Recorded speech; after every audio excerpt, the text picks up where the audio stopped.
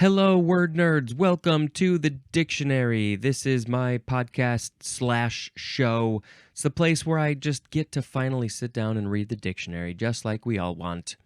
My name is Spencer. I am recording this on January 22nd, 2024, 7:05 a.m., and I just can't wait to tell you about today's word. So, the first word in this episode is equipment. equipment.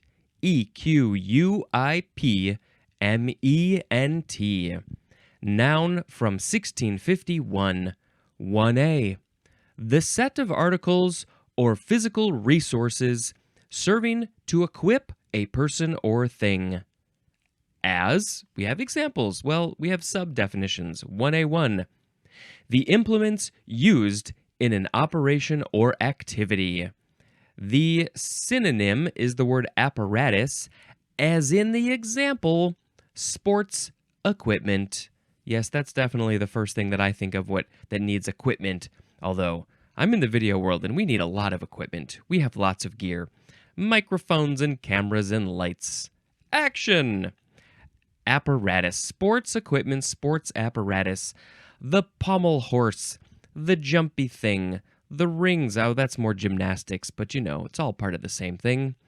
That's what I think of when I think of an apparatus. An apparatus. The thing with you're swinging your legs around. It's the horse, I think, is what it's called. 1a2. This is all the fixed assets other than land and buildings of a business enterprise. So the business is that a place you got to have the headquarters for your little old business? So anything that the business is using except for the land or the buildings is just the equipment. So, computers and other things that go into making the business do what it businesses.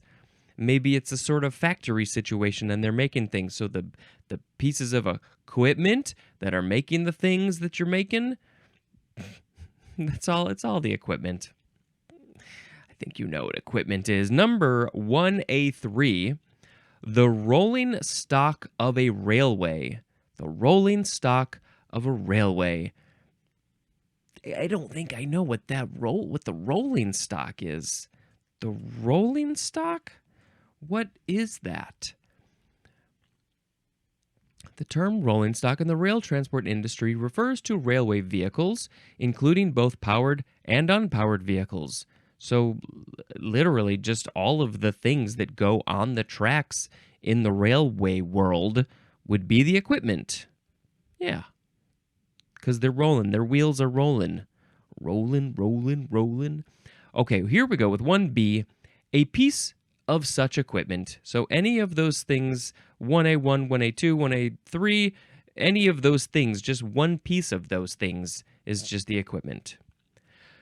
2a, the equipping of a person or thing. So the act of a person equipping themselves or being equipped with maybe their armor or their swords. That is equipment. The act of, is that what it is? The equipping of a person or thing. It's the equipment. 2b, the state of being equipped. Do you say I'm in a state of equipment when I have been equipped? Is that how we use this word? Okay, number 3, mental or emotional traits or resources, and the synonym is endowment. Mental or emotional traits or resources. So it's just what are your mental states, your personality traits? That's your own equipment. That's the equipment that you use in your brain, in your mind, to be who you are. It's not physical equipment, it's mental equipment. Never heard of it used that way, but I guess that makes sense. Let's see. There is no etymology, just like the last word in the previous episode. I don't know why we don't have some etymology for this. Strange. Okay, I gotta make a sound effect. The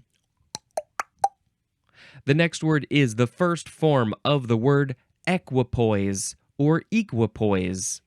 Noun from 1658. Number 1, a state of equilibrium. You are in a state of equilibrium, so you have equipoise. You are so poised and balanced in your equilibrium. 2, the synonym is counterbalance. If you're trying to weigh something, you need a counterbalance to weigh it out. Or just in life, sometimes you need something to counterbalance you. Like in a relationship, it's really good to be counterbalanced in your relationship. If you've got some good strengths over here, but you got some weaknesses also, maybe the person you're in your relationship with will counterbalance you, and they have strengths where you have weaknesses, and vice versa.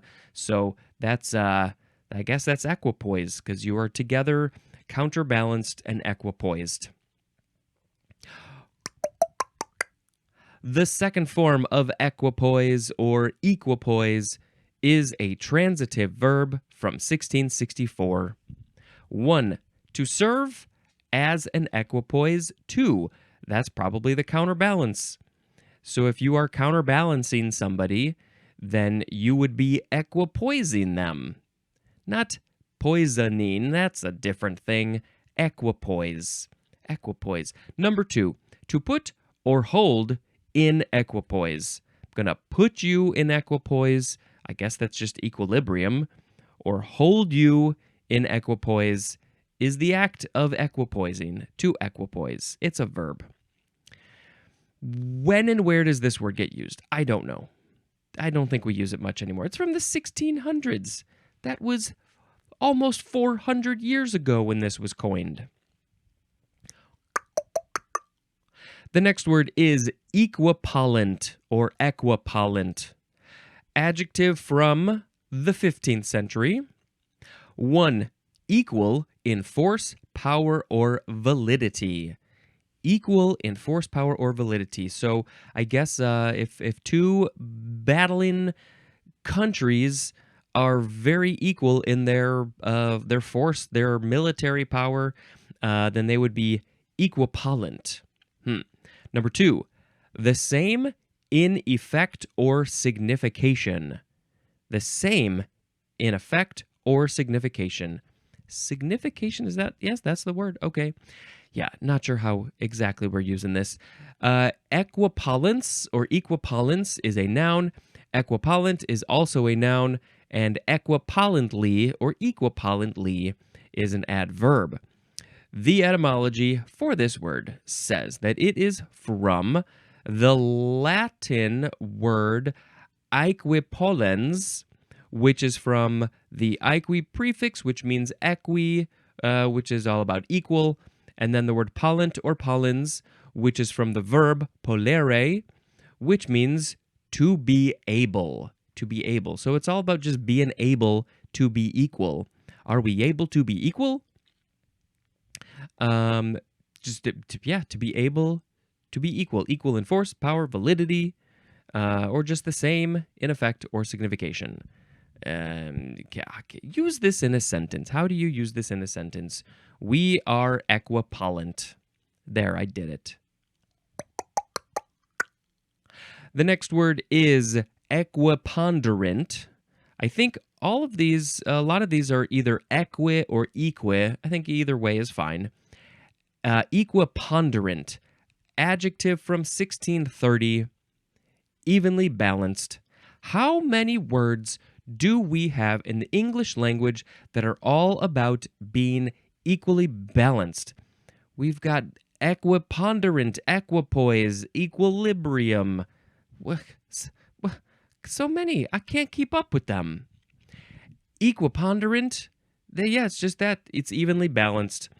The etymology says this is from the Latin equiponderare, which is from the Latin equi, which we know is about being equal, plus ponderare, which means to weigh. Like you are weighing yourself on a scale, and you're like, oh my God, I need to lose 5 pounds. No, I don't want anybody to be thinking that. Just you're great. You're great. There's more at the word ponder. So I guess if you're pondering something, you're weighing it out in your head. You're thinking about it. Equiponderant. Yeah.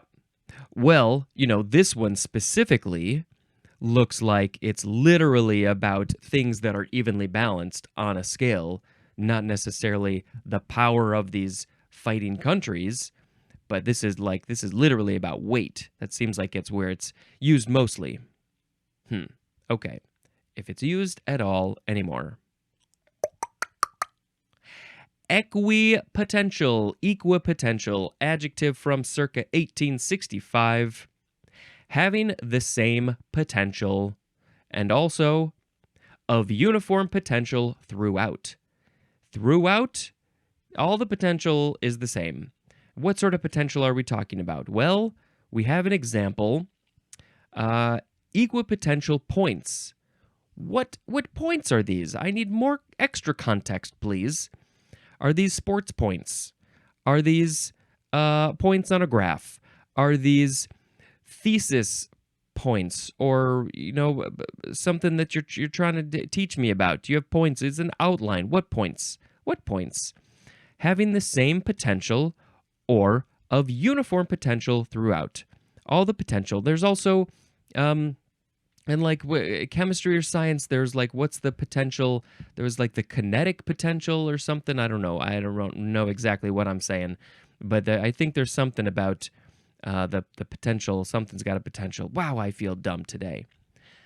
The next word is equiprobable.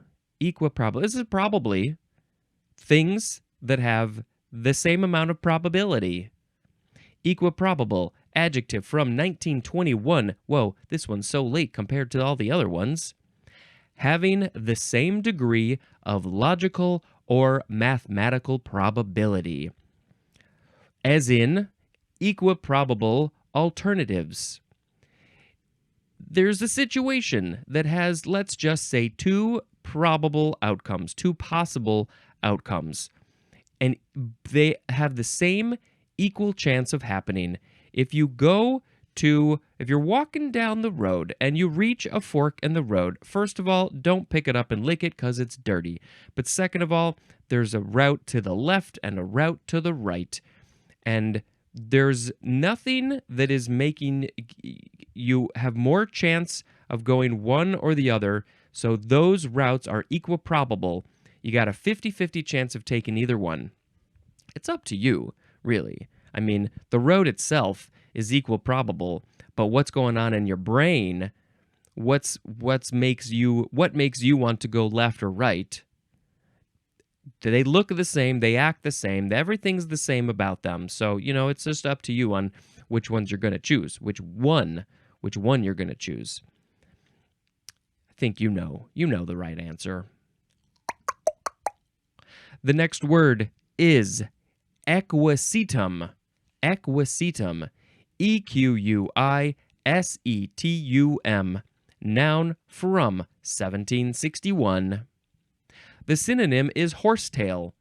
Is this literally a horsetail? Is this plant called a horsetail? Let's look up equisetum. And, we're going to talk about the etymology in a second after I can look this up. Oh, yes, this is a plant. This is a very fuzzy-looking plant. It's just a green stalk with just little things coming off of it. It looks fuzzy. It doesn't look sharp. That's what I'm trying to say. These pointy things don't look sharp to me, but I guess it kind of looks like a horsetail. I mean, it's long. Horsetails, they're not so, the hair doesn't fly out. It just hangs. So I don't know. The etymology says this is from the Latin equisetum, which means horsetail plant. That's what it is. That's from equus, which means horse, plus sita, which means bristle. Yeah, it looks kind of bristly. And so then they're like, it's a horsetail that got all bristly. Maybe there's some static electricity, and so the hairs are sticking out. And then, that's what it is. It's the equisetum. So this prefix is not anything about being equal. This is specifically about a horse. I'm going to go see a man about a horse. Next, we have equitable. Equitable. Adjective from 1598. 1. Having or exhibiting equity. There's more, though. Dealing fairly and equal with all concerned. Dealing with all concerned fairly and equally. Again, I think in a couple episodes ago, where was it? Was it for let's see, we're on the word equitable. The equation, where was that other word? And we're going to have another one coming up here. I don't remember. But anyway, if you deal with everybody, it's the image of the people looking over the fence at the baseball game. If you deal with everybody fairly and equally, you give them all a box to stand on. But if they're all different heights, then that's not so equal. And so, is that equitable? I need to look up this image again, so I can remember which is, because I don't know. I should probably post this picture on the social media so you can see it too. We've all seen equality. That was the other one. Equality was the example of giving everybody one box. But equity, and see, we're not even, this word equitable isn't even either one of those words. So equitable is dealing fairly and equally with all concerned, or having or exhibiting equity. Okay, so that's part of this word equity. But what are the other definitions? Before that, though, we have an example, an equitable settlement of the dispute.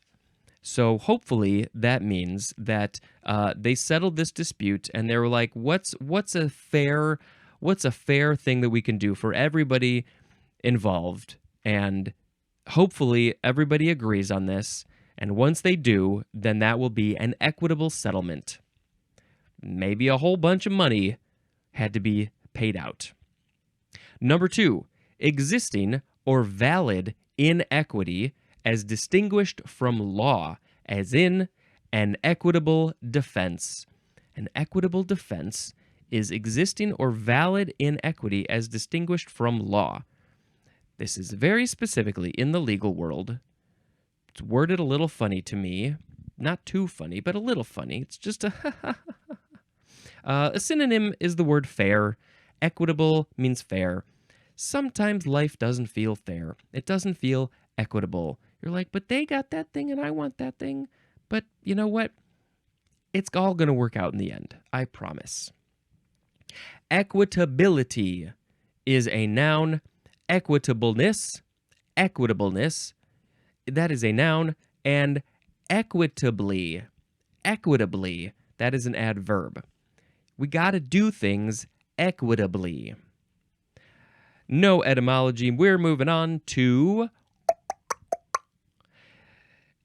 equitation. Yep, that's the word. Equitation. Noun from 1562. The act or art of riding on horseback. I love that we go from things being equal to horses. We just go back and forth sometimes. The act or art of riding on horseback. It's equitation. Obviously.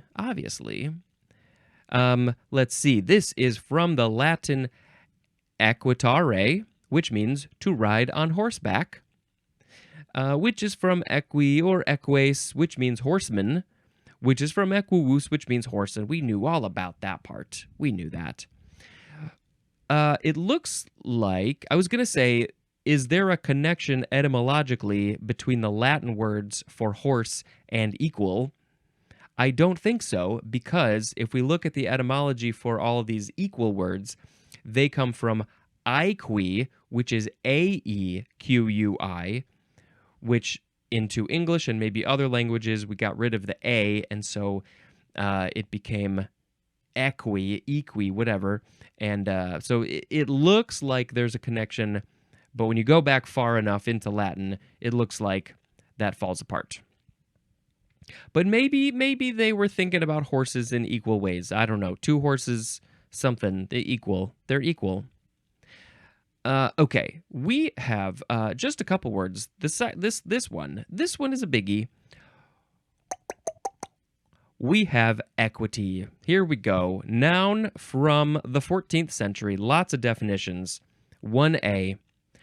Justice according to natural law or right. Specifically, freedom from bias or favoritism. Fair, again, I think is a good word to use here. I don't know if we're going to see it in any synonym. Nope, not seeing any synonyms, but again, I think fair is a good one. Justice according to natural law or right. Natural law or right. That's just what nature says, not what the people say. What does nature say? Nature says we are all equal.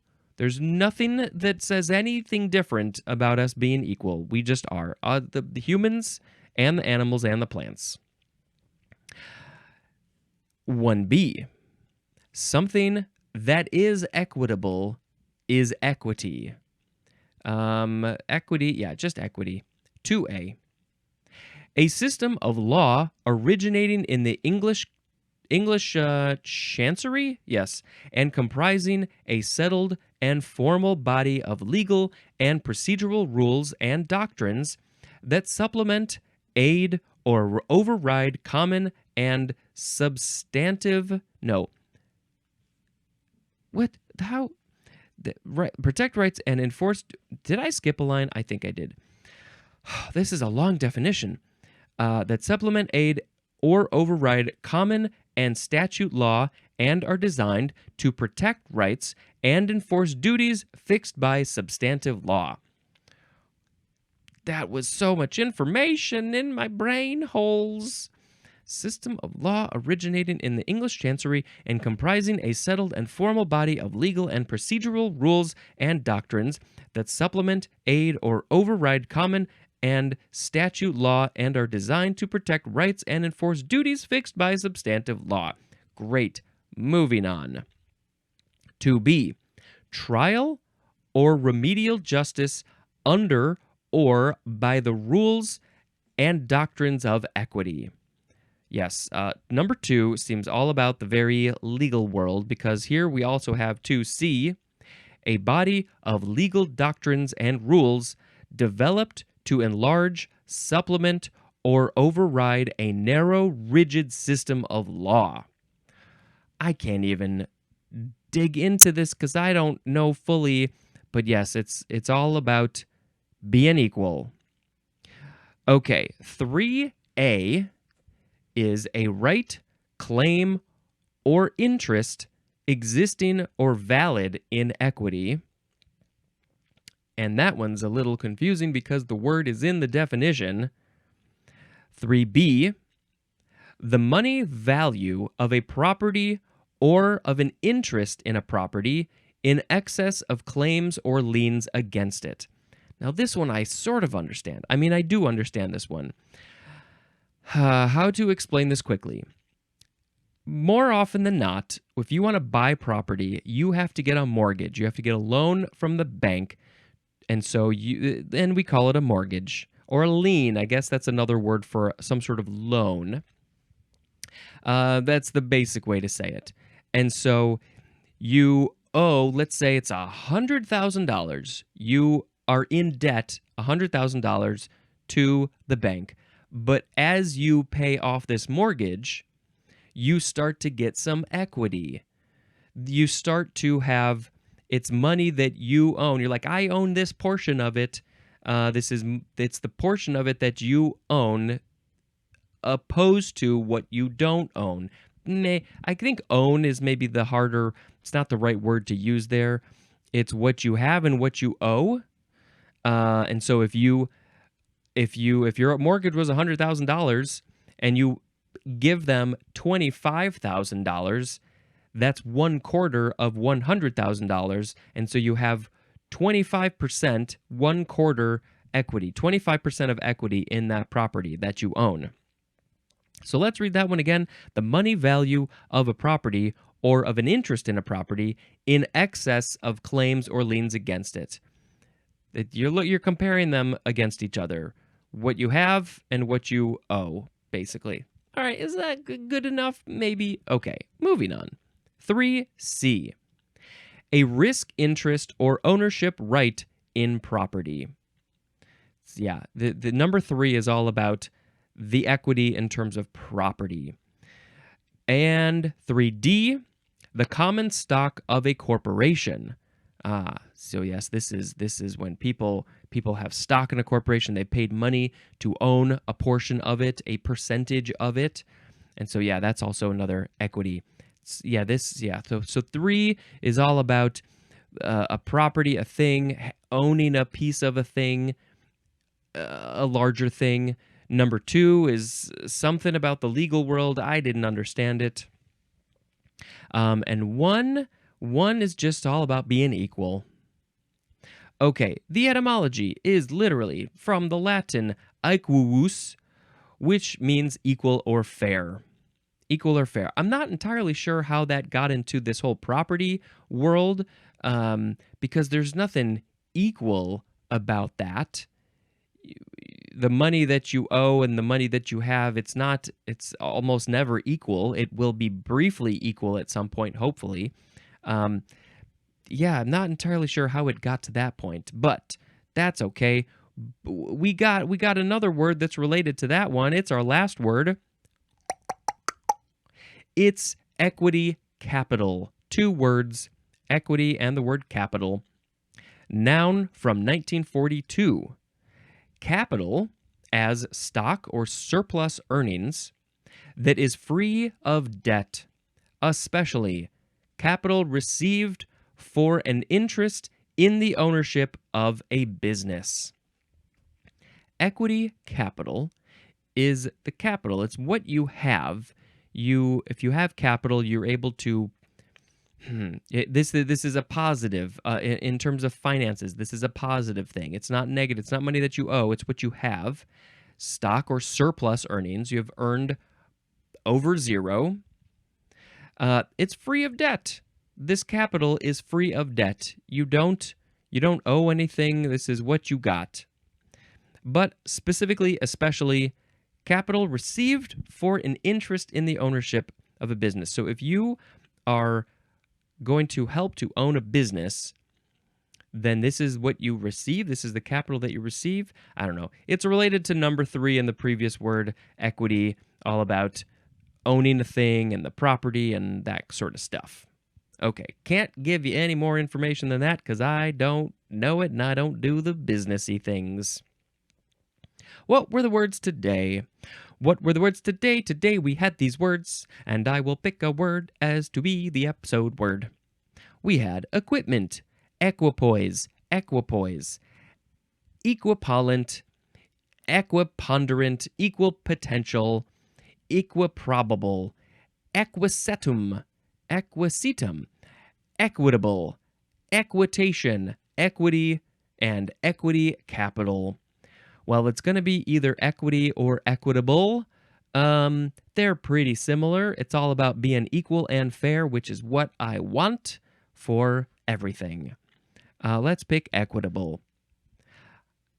I want everything to be equitable. That's the end of the song. Great song. Great episode. Everybody, let's have 3 cheers for this episode. As it has become my habit, I would like to tell you about a couple of movies that I watched. Let's see. The Killing. This is the Stanley Kubrick's, I think, maybe first feature-length movie that he made from 1956. The Killing. I didn't know anything about it, hadn't seen it, and it's all about the planning of a heist, a very complicated heist, and it's very interesting and intriguing.